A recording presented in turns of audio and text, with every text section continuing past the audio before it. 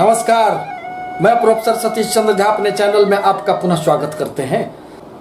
जीवन में सुख और दुख तो चलते ही रहते हैं। परिवर्तन प्रकृति का नियम है।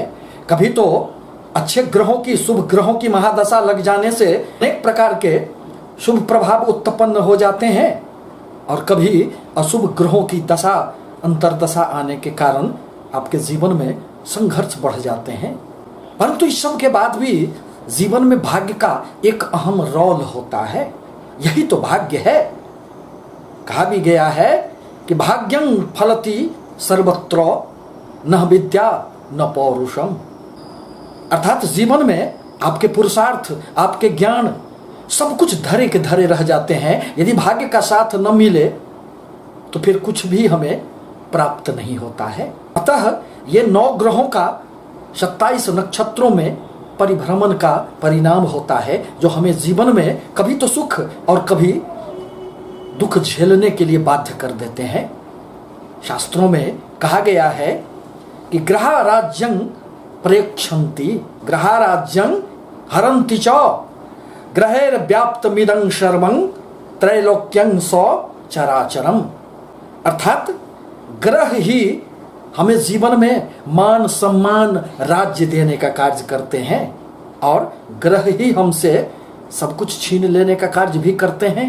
सिंह राशि के लिए जुलाई माह के भविष्य फल के संबंध में कुछ बातों को लेकर आज मैं उपस्थित हुआ हूं। सिंह राशि जिसके स्वामी सूर्य देव होते हैं, यह अत्यधिक स्वाभिमानी व्यक्ति होते हैं, गर्म मिजाज के होते हैं, क्योंकि अग्नि प्रधान होने के कारण यह जीवन में कभी भी झुकना, समझौता करना इनके बस की बात नहीं होती है। तो माह के प्रारंभ में ही आपके लग्न के स्वामी, आपके राशि के स्वामी आपके लाभ स्थान में 11वें भाव में विद्यमान हैं।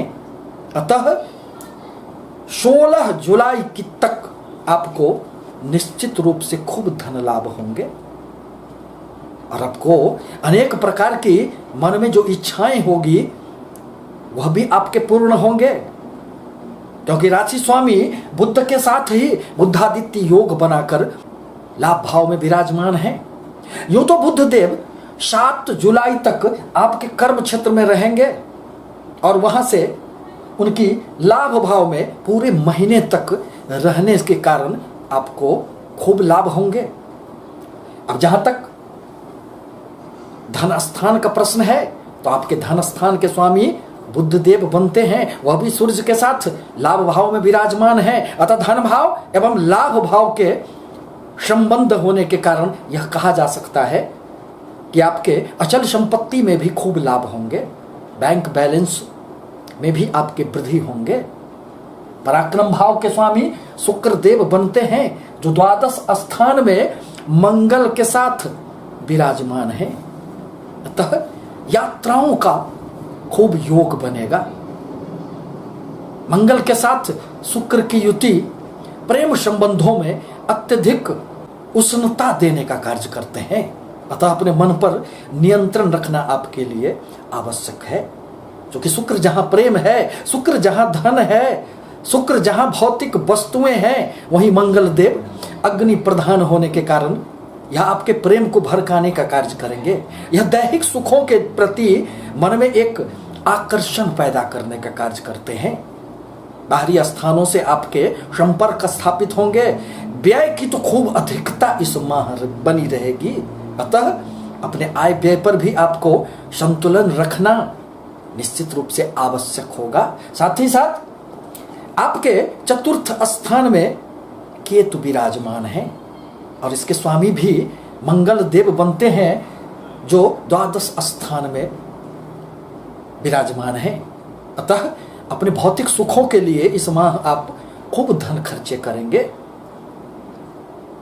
साथ ही साथ केतु जब चतुर्थ स्थान में विराजमान है तो यह मन के लिए, यह सुख के लिए बहुत अधिक कारक नहीं कहा जा सकता है। आपके मन में हमेशा ही कुछ न कुछ भ्रम की स्थिति बनी रहेगी। आप हमेशा दुविधाओं में रहेंगे, सुख नहीं प्राप्त हो पाएगा। सब कुछ रहने के उपरांत भी आपको लगेगा कुछ खाली सा। अब आपके पंचम विद्या बुद्धि संतान भाव के स्वामी देवगुरु बृहस्पति बनते हैं, जो वक्री अवस्था में आपके केंद्र स्थान सप्तम में विराजमान है।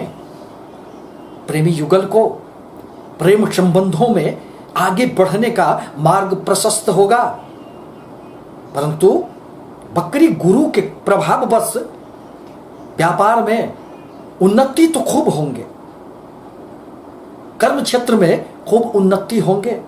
गहराइयों से विचार करने के उपरांत ही आप किसी भी प्रकार के नए व्यापार और कर्म क्षेत्र में इस माह परिवर्तन करें। देवगुरु बृहस्पति की 3 दृष्टियां मानी गई है। अब वह अपनी पंचम दृष्टि से इस अवधि में इस पूरे माह आपके लाभ भाव को देखने वाले हैं, अतः देवगुरु का भी आशीर्वाद बना हुआ रहेगा और आपको खूब धन के लाभ होंगे। पुनः 7वीं दृष्टि अब आपके लग्न पर पड़ रहे हैं, परिणामतः अनेक प्रकार की योजनाएं अब आपके सफल होंगे। मन में एक आत्मविश्वास जगेगी, अर्थात आपके आत्मबल में वृद्धि होंगे। परिणामतः आपके द्वारा लिया गया हर कार्य सफलताओं की ओर बढ़ेगा। आपके अष्टम भाव के स्वामी भी देवगुरु बृहस्पति बनते हैं, जो अपने से द्वादश आकर वक्री अवस्था में सप्तम स्थान में विराजमान हैं। अतः पति पत्नी के मध्य सामंजस्य रखना आवश्यक होगा। किसी भी प्रकार की अहं की टकराव न हो, इस पर आपको ध्यान रखना आवश्यक होगा, क्योंकि पति पत्नी तो एक गाड़ी के 2 पहिए होते हैं, जिन्हें समानांतर चलने से ही जीवन में सफलताएं प्राप्त होती है। आप यदि आगे बढ़ जाएंगे और उन्हें पीछे छोड़ देंगे तो फिर कठिनाई उत्पन्न हो जाएगी। आपके भाग्य स्थान के स्वामी मंगल देव बनते हैं, जो द्वादश स्थान में नीच अवस्था में विराजमान हैं। अतः विदेश यदि जाना चाहते हैं, विदेशों से संबंधित आपके व्यापार हैं, तो आपको निश्चित रूप से इसमें सफलताएं प्राप्त होगी।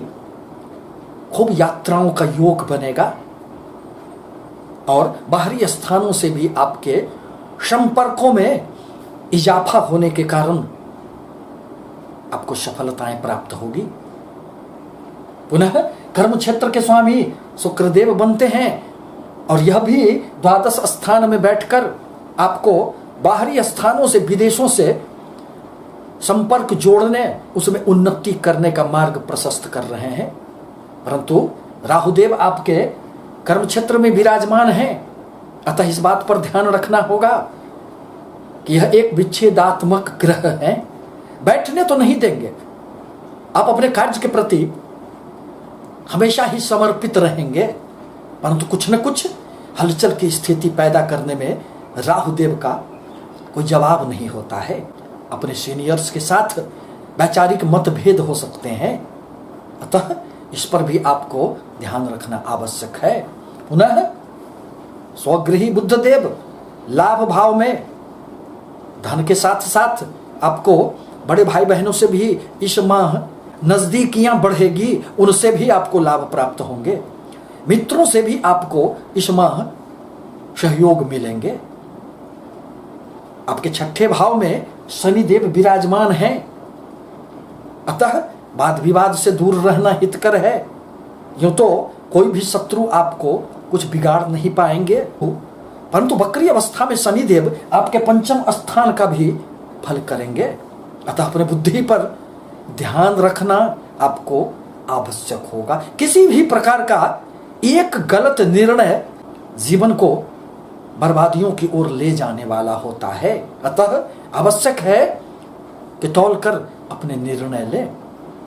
छात्रों को थोड़ी सी शिक्षा ग्रहण में कठिनाइयां उत्पन्न हो सकती है, मन में कंसंट्रेशन नहीं बन पाएगा, परंतु 16 जुलाई को आपके राशि स्वामी सूर्य का राशि परिवर्तन होगा और वह आपके द्वादश स्थान में प्रवेश कर जाएंगे।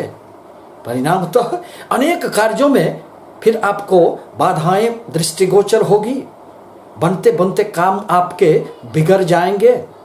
व्यय की अधिकता से मन हमेशा परेशान रहेगा। वहीं मंगल देव भी अपने राशि परिवर्तन करते हुए 20 जुलाई को आपके राशि में आ जाएंगे। मंगल एक गर्म ग्रह होते हैं, अतः अपने क्रोध पर नियंत्रण रखना इस अवधि में आपके लिए नितांत आवश्यक होगा, अन्यथा बनते बनते बहुत सारे कार्य आपके बिगड़ भी सकते हैं। इस प्रकार कहा जा सकता है कि जुलाई का माह आपके लिए अत्यंत ही सुकून भरा रह सकता है, परंतु आवश्यक है कि शनिदेव के बीज मंत्रों का जाप करें, किसी मजदूर को, गरीबों को निश्चित रूप से सहायताएं प्रदान करें एवं इस अवधि में मंगल देव का भी उपाय करना आपके लिए आवश्यक होगा। बजरंगबली का दर्शन निश्चित रूप से किया करें। आपसे निवेदन है कि हमारे चैनल को लाइक करें, सब्सक्राइब करें, ताकि मैं अपने नए नए विचारों से आपको अवगत कराता रहूं। धन्यवाद।